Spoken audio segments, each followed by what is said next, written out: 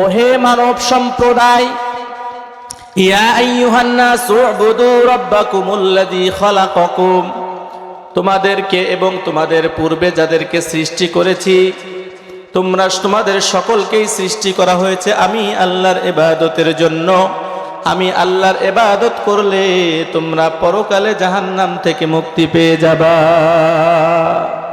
অন্য এক আয়াতের মধ্যে আল্লাহ রাব্বুল আলামিন বলেছেন, ওয়ালাকাদ বা'আসনা ফি কুল্লি উম্মাতির রাসূলান আন ইবুদুল্লাহা ওয়াজতানিবুত তাগুত। আমি আল্লাহ রাব্বুল আলামিন প্রত্যেকটা নবী এবং রাসূলদেরকে পাঠিয়ে দিয়েছি। ওয়ালাকাদ বা'আসনা ফি কুল্লি উম্মাতির রাসূলান আন ইবুদুল্লাহ। প্রত্যেক নবীর একটাই কথা ছিল, আমি আল্লাহ রাব্বুল আলামিনের ইবাদতের কথা। আদম আলাইহিস সালাতু ওয়াস সালাম থেকে শুরু করে সর্বশ্রেষ্ঠ এবং সর্বশেষ নবী আমাদের নবী হযরত মুহাম্মদ সাল্লাল্লাহু আলাইহি ওয়াসাল্লাম পর্যন্ত যত নবী এবং রাসূল এই দুনিয়ার জমিনে আগমন করেছেন, প্রত্যেকটা নবীর একটাই দাওয়াতের কাজ ছিল, তোমরা তোমাদের তাগুতকে ভুলে গিয়ে এক আল্লাহর ইবাদত করো।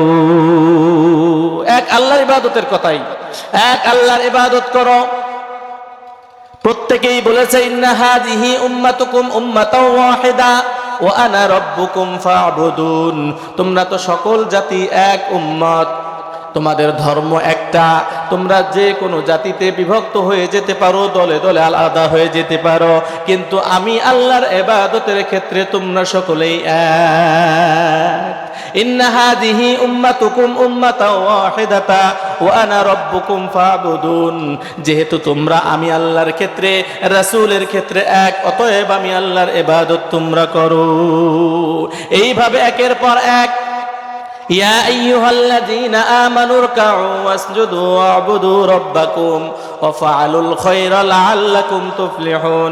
তোমরা রুকুকারীদের সাথে রুকু করো, সিজদাকারীদের সাথে সিজদা করো, আমি আল্লাহ রাব্বুল আলামিনের ইবাদতে মগ্ন হয়ে যাও। এইভাবে মহান রব প্রায় 300 প্লাস আয়াতের মধ্যে সরাসরি এইভাবে ইবাদতের শব্দ উল্লেখ করে ইবাদতের দিকে নির্দেশনা দিয়েছেন। আল্লাহ তাআলা বলেছেন, মানুষ সৃষ্টির উদ্দেশ্যই হলো ইবাদত, মানব সৃষ্টির উদ্দেশ্যই হলো ইবাদত। ওমা খালাকতুল জিন্না ওয়াল ইনসা ইল্লা লিয়াবুদুন। আমি আল্লাহ রাব্বুল আলামিন মানুষ এবং জিন দুইটা জাতি। জাতি কয়টা? দুইটা জাতি। এই দুইটা জাতির হিসাব হবে কিয়ামতের ময়দানে, অন্য কোনো জাতির হিসাব হবে না। যদিও কোনো জিনিস একজন আরেকজনের প্রতি জুলুম করে, প্রাণীদের মধ্যে বহু শক্তিশালী প্রাণী রয়েছে, বহু ছোট ছোট প্রাণী রয়েছে, বড় বড় প্রাণী রয়েছে। যেমন ধরেন আপনি একটা উঁচু অনেক শক্তিশালী তাজা মোটা গরু আর একটা ছোটখাটো একটা গরু, দুইটা গরু দুনিয়ার মধ্যে, মোটা তাজা গরুটা যদি ছোট একটা গরুকে কোনো রকম গুতা দেয়, আর ছোট গরুটা তাকে ভয়ে গুতা দিতে সাহস পায় না, তার সামনে থেকে দৌড়িয়ে পালিয়ে যায়। কিন্তু কিয়ামতের ময়দানে মহান রব যখন বিচার কার্য ফয়সালার জন্য সকলকে উপস্থিত করবেন, সকলকে হাজির করবেন, ওই সময় ওই সকল প্রাণীকেও হাজির করবেন। ছোট যেই গরুটা ছিল, গায়ে তেমন গোশত ছিল না, হৃষ্টপুষ্ট ছিল না, মোটা তাজা গরুটা তাকে আঘাত করেছিল, ওই গরুটাও বলবে, গরুটা দিয়ে বুঝাচ্ছি সকল প্রাণীর ক্ষেত্রে একই, মানুষ এবং জিন ব্যতীত। ওই গরুটা বলবে, আল্লাহ দুনিয়ায় যখন ছিলাম আমি তো চিকন চাকান ছিলাম, ছোট ছিলাম, আমার মালিকের বাড়ি বড় খাড়ের পালা ছিল না, বড় ঘাসের ক্ষেত ছিল না, খাওয়াইতে পারে নাই, চিকন চাকান, শক্তি কম ছিল, পাশের বাড়ির মোটা গরুটা আমাকে গোতা দিয়েছিল, আমি তার বিচার চাই। আল্লাহ দুইটা গরুকে উপস্থিত করবে, মোটা গরুটাকে ওই ছোট গরুটাকে মোটা করে দিবে। আল্লাহ তাআলা বলবে, তোমার প্রতিশোধ তুমি আজকে নিয়ে নাও। ওই মোটা গরুটাকে গোতা দিয়ে ওইখানে তার ফয়সালা হয়ে যাবে। এরপরে তুমি হয়ে যাও, মাটিতে পরিণত হয়ে যাও, তাদের বিচার শেষ। কিন্তু মানুষের জন্য, জিনের জন্য, দুইটা জাতির জন্য বিচার আছে না নাই? বিচারের পরে জান্নাত জাহান্নামের ফয়সালা আছে না নাই? হয় সে জাহান্নামে যাবে অথবা জান্নাতে যাবে। দুইটা জিনিসই রয়েছে মানব এবং জিন জাতির জন্য। এই জন্য মহান আল্লাহ তাআলা বলেছেন, মানুষ জাতি জিন জাতিকে শুধুমাত্র কেবলমাত্র আমি আল্লাহ তাআলার ইবাদতের জন্য সৃষ্টি করেছি। তাদের সৃষ্টির উদ্দেশ্যই হলো ইবাদত। আজকে কয়জন মানুষ মহান রবের ইবাদতে লিপ্ত থাকে? মহান রবের কয়জন মানুষ ইবাদতের মধ্যে মগ্ন থাকে? 5 ওয়াক্ত নামাজি খুঁজতে গেলে আপনাদেরকে 5 ওয়াক্ত নামাজি যদি আপনি সমাজে খুঁজতে যান, কয়জন মানুষকে পাবেন? অথচ প্রত্যেকটা মানুষ তার সৃষ্টির উদ্দেশ্যই ভুলে গিয়েছে। প্রত্যেকটা মানুষ, অধিকাংশ মানুষ তার সৃষ্টির উদ্দেশ্য ভুলে গিয়েছে। এখন আপনারা বলেন তো দেখি, কোনো জিনিস যদি তার সৃষ্টির উদ্দেশ্য ভুলে যায়, উৎসকে যদি ভুলে যায়, সে কি টিকে থাকতে পারে নাকি? টিকে থাকতে পারে না। আপনি দেখবেন প্রত্যেকটা জায়গায় দেখবেন উদ্দেশ্য যদি ভুলে যায়, উৎস যদি ভুলে যায়, তাহলে সে আর টিকে থাকে না। নদীর উৎস ঝর্ণা। নদীর উৎস কি? নদীর উৎস ঝর্ণা। এখন নদীর হৃষ্টপুষ্ট হয়ে গিয়েছে, নদীতে কানায় কানায় পানি ভরপুর হয়ে গিয়েছে, বর্ষাকাল। এখন যদি নদী চিন্তা করে আমার আর ঝর্ণার প্রয়োজন নাই, আমি তো এখন নিজেই স্বয়ং সম্পন্ন হয়ে গিয়েছি, আমার আর ঝর্ণার প্রয়োজন নাই। পরবর্তী বছর যদি ঝর্ণা থেকে নদীতে পানি প্রবাহিত না হয়, ওই নদী আস্তে আস্তে দেখেন বিলীন হয়ে যাবে। কারণ নদী তার সৃষ্টির উদ্দেশ্য, তার উৎসকেই ভুলে গিয়েছে। এইভাবে দেখেন আপনি, গাছের উৎস হলো মাটি। একটা গাছ যখন তৈরি হয়, গাছটা যখন বড় হয়, আস্তে আস্তে মাটিতে অবস্থান করে সে বড় হয়ে ওঠে। একটা বীজ মাটির মধ্যে ছেড়ে দিবেন, সে প্রথমে 2টা পাতা ছাড়বে, তারপরে সে মাটিকে উতরিয়ে ধাক্কা দিয়ে উঠে যাবে। আছে না নাই? উঠে যাবে, তখন সে বড় হবে 2টা পাতা নিয়ে। আস্তে আস্তে 2টা থেকে 2 লক্ষ পাতাও হয়ে যেতে পারে, বেশি কমও হয়ে যেতে পারে। এখন যদি গাছ চিন্তা করে আমি যখন মাটির মধ্যে ছিলাম তখন আমি মাটির উদ্দেশ্য ঠিক রেখেছি, এখন আমি মাটির থেকে অনেক ঊর্ধ্বে চলে গিয়েছি, আমার উপর উঠতে হলে মানুষের মই দিয়ে অথবা অন্য কোনো প্রযুক্তি ব্যবহার করতে হয়। অন্য কোনো প্রযুক্তি ব্যবহার না করে আমার ডালের উপর উঠতে পারে না, আমি এত বড় হয়ে গিয়েছি। যদি গাছ চিন্তা করে মাটির আমার প্রয়োজন নাই, ওই গাছ টিকে থাকতে পারবে? কথা বলেন না কেন পারবে? ওই গাছের টিকে থাকতে পারবে না, বেঁচেও থাকতে পারবে না। কারণ সে তার উদ্দেশ্য ভুলে, উৎসকে সে ভুলে গিয়েছে, এই জন্যই পারবে না। তদ্রূপ ভাবে এই যে কারেন্ট জ্বলছে, লাইট জ্বলছে, দেখেন কত সুন্দরভাবে লাইটগুলো জ্বলছে। এই যে সাউন্ড বক্সে আওয়াজ হচ্ছে কারেন্টের কারণে। এখন এই ইলেকট্রিসিটি যদি চিন্তা করে, এই ইলেকট্রিসিটি সে যদি মনে করে আমার পাওয়ার হাউজের প্রয়োজন নাই, বিদ্যুতের উৎস হলো পাওয়ার হাউস, এই পাওয়ার হাউজের প্রয়োজন নাই, তখন কিন্তু এই বিদ্যুৎ থাকবে।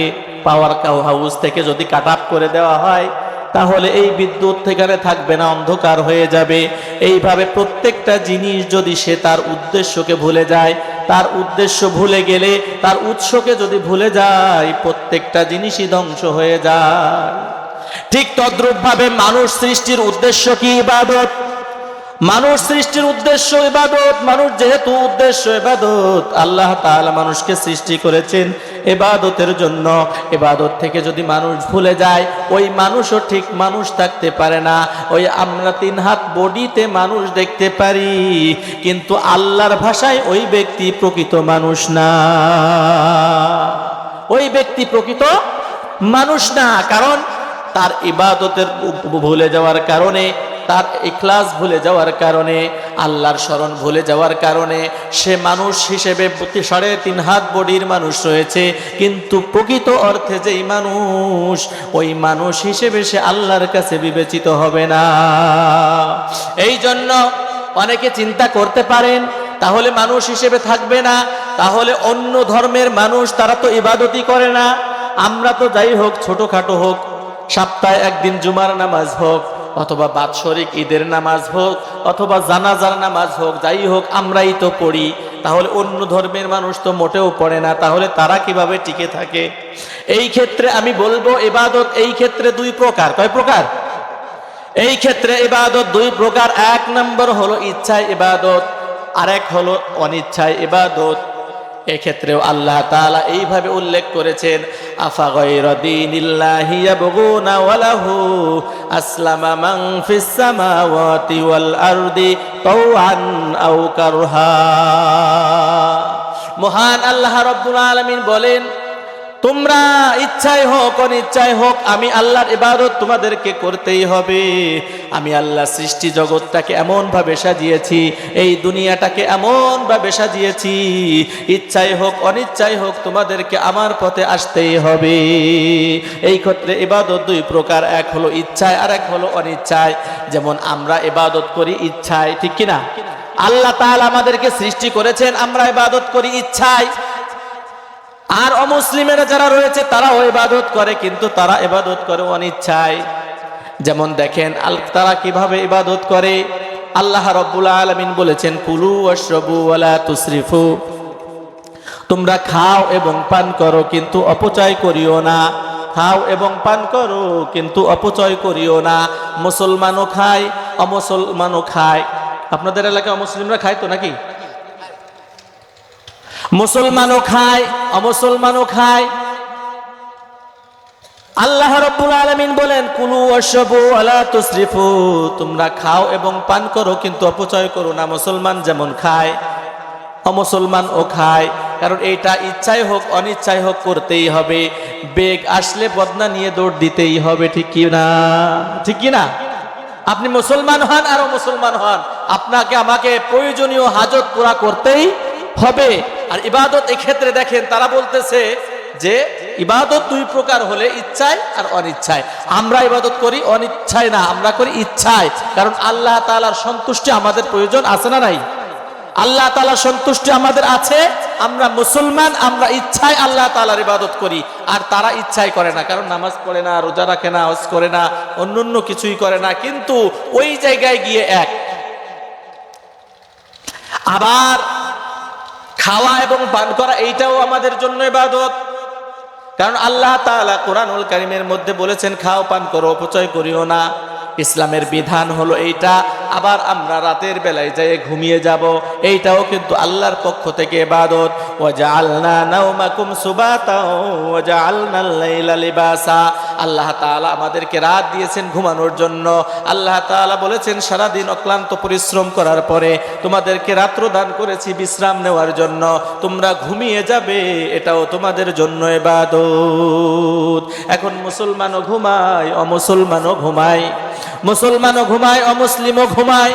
তাকে মুসলমানের ঘুমটা হবে ইবাদত। এই জন্য আল্লাহর নবী বিশ্বনবী সাল্লাল্লাহু আলাইহি ওয়াসাল্লাম বলেছেন, যদি কোনো ব্যক্তি রাতের বেলায় ঘুমানোর আগে ওযু করে ঘুমায় এবং ঘুমের দোয়া পড়ে ঘুমায়, ঈশার নামাজটা জামাতের সাথে আদায় করে ঘুমায়, তাহলে ওই ব্যক্তি ঘুমানো অবস্থায় অর্ধরাত জাগ্রত অবস্থায় ইবাদত করলে যেই সওয়াব পাওয়া যেত, ওই ঘুমন্ত ব্যক্তির জন্য আল্লাহ তাআলা ইবাদতের শামিল সওয়াব লিখে দেন। তাহলে মুসলমানের জন্য ঘুম ও ইবাদত, কথা বলেন ঠিক কিনা? মুসলমানের জন্য ঘুম ইবাদত, এটা আমরা অনিচ্ছায় করতেছি। আর ইচ্ছাকৃতভাবে আল্লাহ তাআলা আমাদের জন্য করেছেন। কিন্তু যারা অমুসলিম তাদের জন্য তারা ইচ্ছায় হোক অনিচ্ছায় হোক এটা করতেই হবে, না হলে শরীর কি হয়ে যাবে? ক্লান্ত হয়ে যাবে। এই জন্য ইবাদত ছাড়া প্রত্যেকটা মানুষ থাকতে পারে না। মানুষ যদি থাকতে হয়, মানুষের অবস্থানে যদি থাকতে হয়, আল্লাহর প্রকৃত বান্দা হিসেবে যদি থাকতে হয়, তাহলে আমাদের আল্লাহ প্রদত্ত প্রত্যেকটা বিধানের উপর শ্রদ্ধা রেখে ইবাদত করতে হবে।